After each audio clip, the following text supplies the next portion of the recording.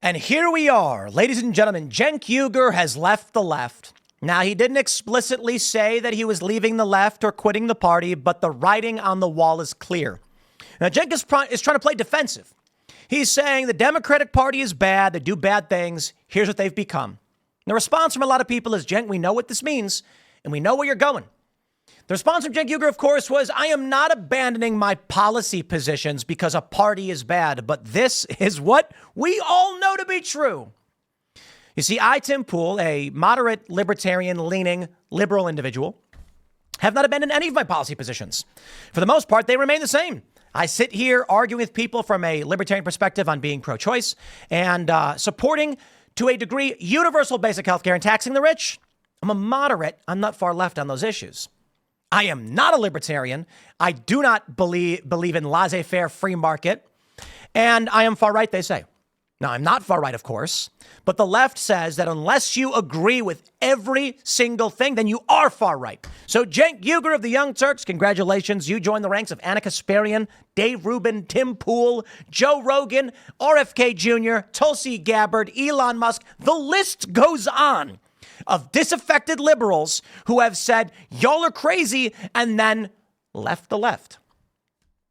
Let me show you the tweet from Cenk Uygur himself. He says, when I became a Democrat, it was the more tolerant party. Republicans were run by religious nut jobs and corporate robots.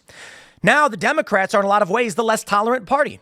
The least tolerant part is actually the establishment wing of the party that says anyone opposing their anointed leaders is committing heresy. If you try to give constructive criticism to the party to improve it, they drive you from the party while screaming he's not a real Democrat. They hate populists. They have become the corporate robots I couldn't stand. They hate their base. They insult our intelligence by pretending that the donors are not in charge. They think we should be controlled and learn how to follow orders, and they have no idea how elitist they sound. Predictably, their unironic reaction to this post will be heretic. Cenk, respect. Cenk has this clip that went viral where he was yelling at Professor Alan Lichtman, the guy who predicted Kamala would win. And he said, I debated you on this. Your keys were insane. And I'm like, yes, Cenk, you're right. Here's the issue. We all come through the flames at different times.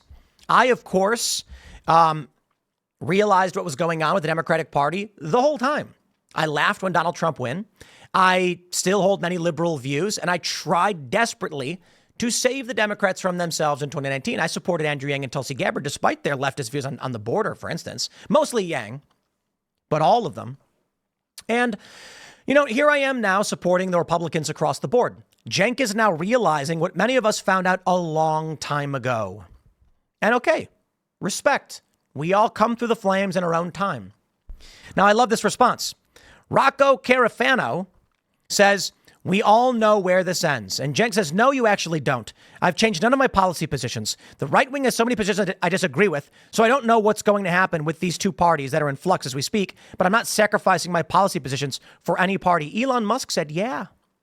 Charlie Kirk says, I respect the honesty. Been fighting entrenched establishment powers on the right for years. Colin Wright shows the meme that we all experienced. In 2008, we were on the left.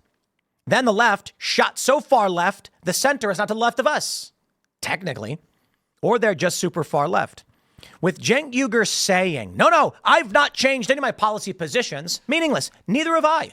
I've become more pro 2A, that's for sure, but I was never anti-gun in the first place. I was in the middle of the road. I was like, there's some background checks and some regulations. And then someone argued to me, it's a constitutional right. If you want to take that right away, we can take away any constitutional right, so it's got to be amended. I said, good point. The Constitution must be amended. And so long as it's not, you do not get to infringe upon our rights. Agreed. So what are my opinions? I don't know. I think we should have universal basic health care. What does that mean?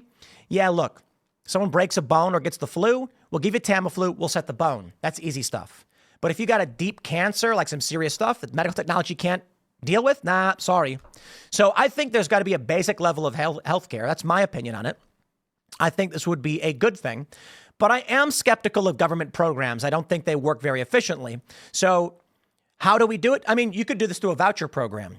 Everybody gets a voucher credit, and then you choose which hospital you go to with a government redeemable voucher. That prevents the bureaucratic mishmash nightmare. I don't know for sure. I also think that people who make lots of money should face a higher scaling progressive tax, though I'm not a big fan of how the government spends taxes, and a lot of the problems can be solved through reallocating taxes. I do believe that a progressive tax system makes sense because power and revenue itself is also progressive. That is to say, a person who makes $10 million a year has infinitely more power than a person who makes $200,000 a year, yet we tax them all at a comparable rate. I'll put it this way, man.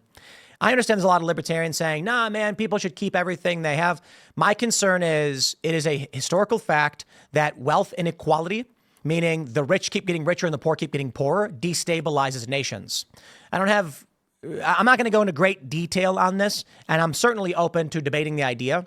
But my point is this. Largely, my policy positions have stayed relatively the same, yet they call me right wing. Cenk, this is you leaving the left in much the same way many of us had. Take a look at this. Cenk Uygur says, hey, Elon Musk, put me in charge of the Pentagon. I'll slash $400 billion easy. That'll get you 20% of your goal to $2 trillion right at the gate. I went to Wharton 3 years before you. I'm in a media company, so I know how to run a business. If you really want to cut, put me in, coach. Elon Musk says, specific suggestions are welcome. He says, as you know, you need to see the line items in the budget, but I have one suggestion already. The generals are not allowed to get a job with defense contractors for 10 years. They authorize so much wasteful spending because they're going to get hired by those same companies. Trump Jr. says, this is a great idea that has been discussed. Cenk Uygur says, well, the left is yelling at me not to work with MAGA. Here's Trump Jr. saying we should limit generals from working with defense contractors.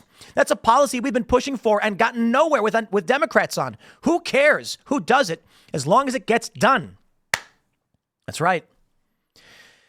Look, Anna Kasparian, Cenk Uygur, they believe the lies of the machine and they don't see outside their bubble. And then one day they're forced to. For Cenk, slower than Anna. For Anna, slower than Dave Rubin. And they ragged on Dave Rubin a lot. Perhaps if they only just listened to what the conversations were, they would have come to this conclusion a long time ago. You're wrong. For Anna Kasparian, she looked into the Kyle Rittenhouse story and said, holy crap, I was really wrong about this. I mean, the facts were just outright wrong. The left was claiming Kyle Rittenhouse went and shot 3 black people. This is not true.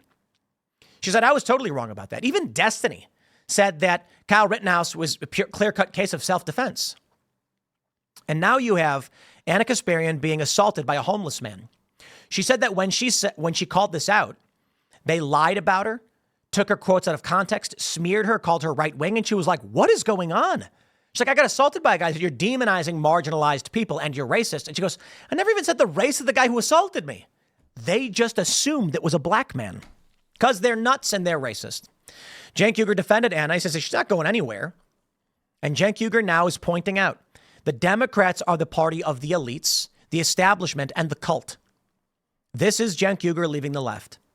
As much as he's still trying to refrain from taking that position, I've changed none of my policy positions. Bro, me neither. I'm still pro-choice. What does that mean? As I've always felt on the issue, I think abortion is wrong. I think it should be unthinkable, but not illegal. I think there's very difficult circumstances where it is a legit medical decision. And many of the pro-lifers on the right will say, you never need to terminate a baby. And I'm like, I agree. You shouldn't kill a baby for no reason. I worry about the entrenched bureaucracy. That terrifies me. So a doctor and a woman are like, there's a serious problem with your baby and it's legit. I'm worried about what happens in these circumstances. So I lean towards probably the Roe v. Wade decision, but I don't think we should ever allow late-term abortion. That should probably be adjudicated. I have no problem with that. And it's tough. It's very tough. The horror stories do not justify the widespread practice, in my opinion, but I am still a liberal libertarian on the issue. Though I think it's wrong, I agree with Dr. Paul. It shouldn't be illegal. It should be unthinkable. We have to cure our culture of these issues. That being said, I also don't think I'm the arbiter of morality and truth. I don't think I know everything. So I hold a lot of these positions and I'm willing to discuss and debate them and say, maybe I'm wrong about these things. The left will say, you're a conservative, you're far right, get out.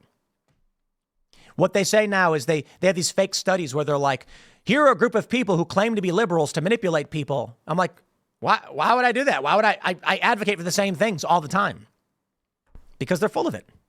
Because people like, many of these liberal personalities, Destiny is a great example because I brought him up this morning, goes on Shane Smith's podcast and lies, claiming that I pushed vaccine mass death conspiracies when literally I did the opposite.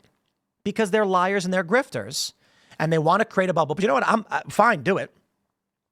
Because when you do things like that, you create easily disproven lies. And that just explains why we win, why Trump swept. You gave that layup. Congratulations. Well, Cenk, I welcome you to the fray. I look forward to you joining the show. We are working on Cenk on having him come out to join the show once again. And I got to say, I got to give a shout out. Cenk Uygur roasting Alan Lichtman was an epic segment.